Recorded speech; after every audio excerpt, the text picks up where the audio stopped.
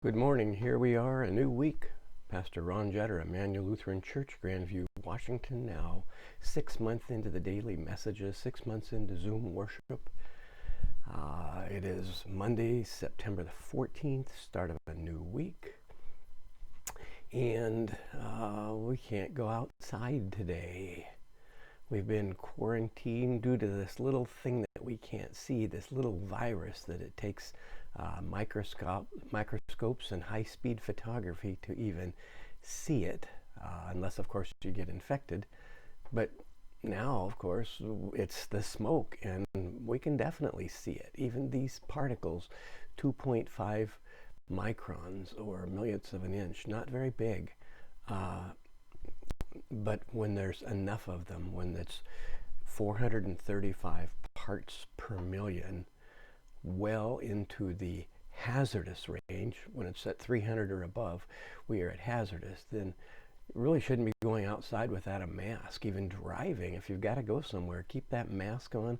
If you have an N95 mask that filters out smoke, such as you would use in a shop or something while you're working with dust or harmful chemicals, that's what you need to wear. We have layered masks that we can put filters in that we have made, and anyone still needs a mask, we are willing to make more. We've made, 150 some odd masks in the last 6 months. We'll make more as we need to.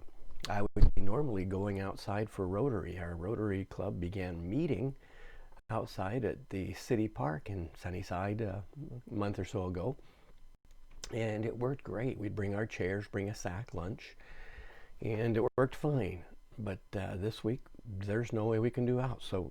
We can be back on Zoom, but we cannot be outside. So please stay in. At 4 p.m. last Friday, 9/11, the air quality exceeded 300 parts per million. It has not been below that since then. So this is now Friday to Saturday, Saturday to Sunday, Sunday to Monday.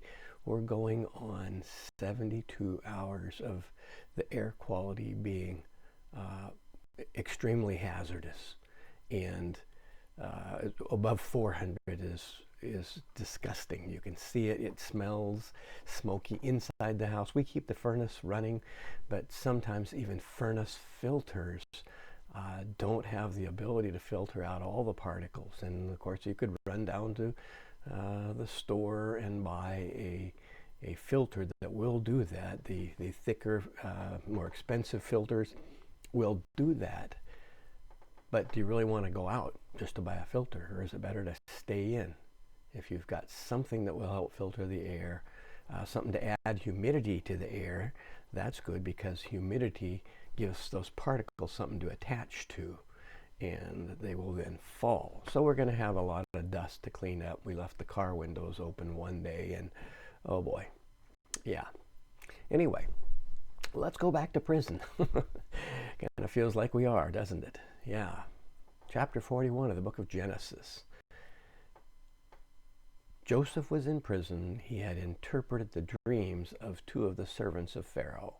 One of them, the cupbearer, had a favorable interpretation. And Joseph says, when you are freed 3 days from now, give a good word to the Pharaoh. And he was freed, served the Pharaoh, and completely forgot that he had agreed to do this. The other, the baker, was executed after 3 days. Chapter 41, verse 1. After 2 whole years. Keep in mind, Joseph is in prison this whole time. He's looked upon favorably. He's become a trusted steward among prisoners, but he's still in prison. Pharaoh dreamed he was standing by the Nile. There came up out of the Nile 7 sleek and 7 fat cows.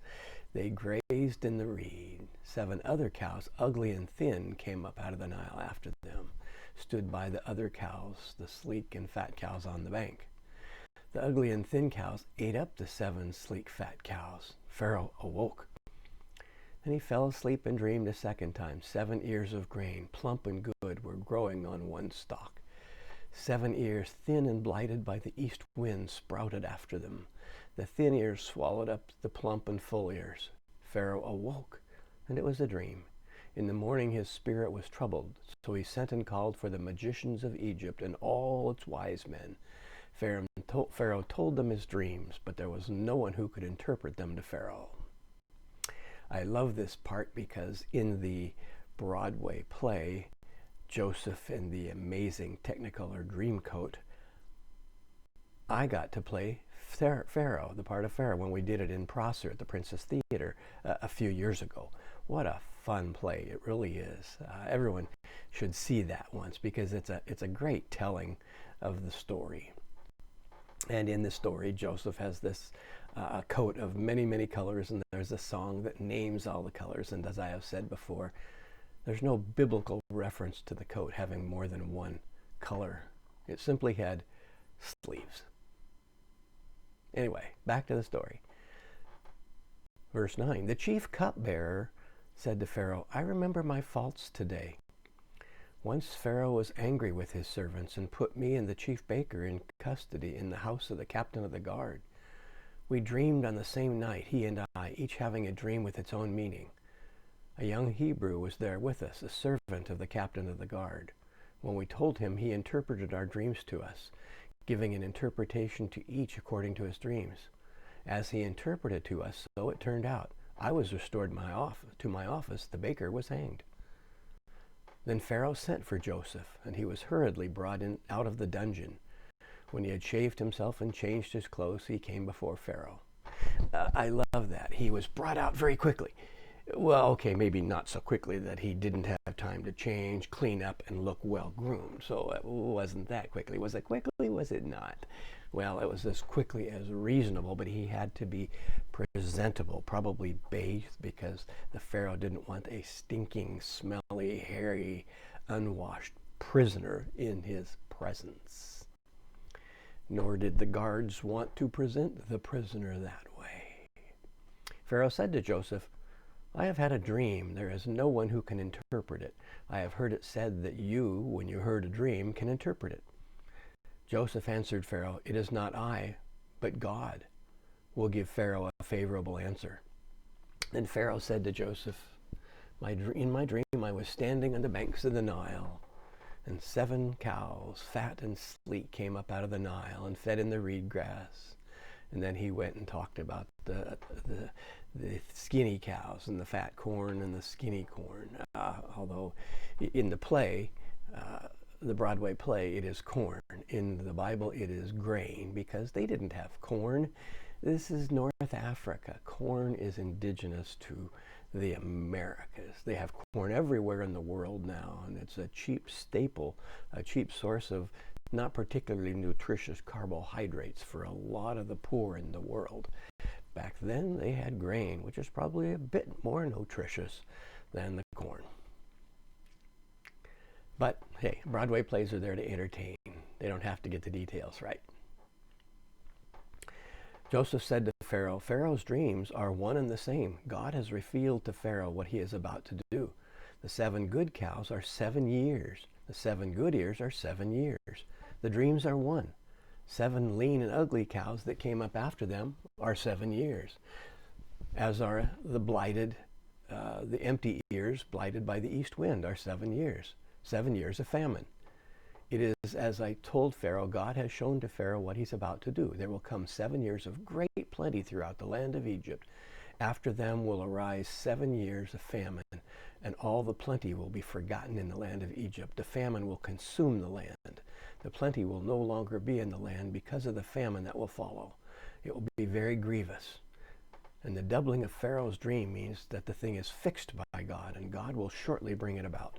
Now therefore, let Pharaoh select a man who is discerning and wise, and set him over the house of Egypt. Let Pharaoh proceed to appoint overseers of the land, and take 1/5 of the produce of the land of Egypt during the 7 plenteous years. Let them gather all the food of these good years that are coming, and lay up grain under the authority of Pharaoh for food in the cities, and let them keep it. That food shall be a reserve for the land against the 7 years of famine that are to befall the land of Egypt, so that the land may not perish through the famine. There we go. Joseph doesn't just interpret the dream, he also becomes an advisor. He's thinking, well, here I am. I've got a good position. The man himself is listening to me. I see what the dream means, but I also see the obvious answer. When you've got more than you need, build bigger barns. Who would Pharaoh choose?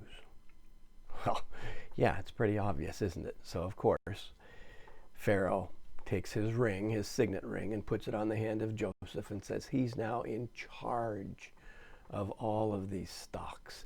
He's now in charge of Egypt's future. He is the overseer who will get us through this famine.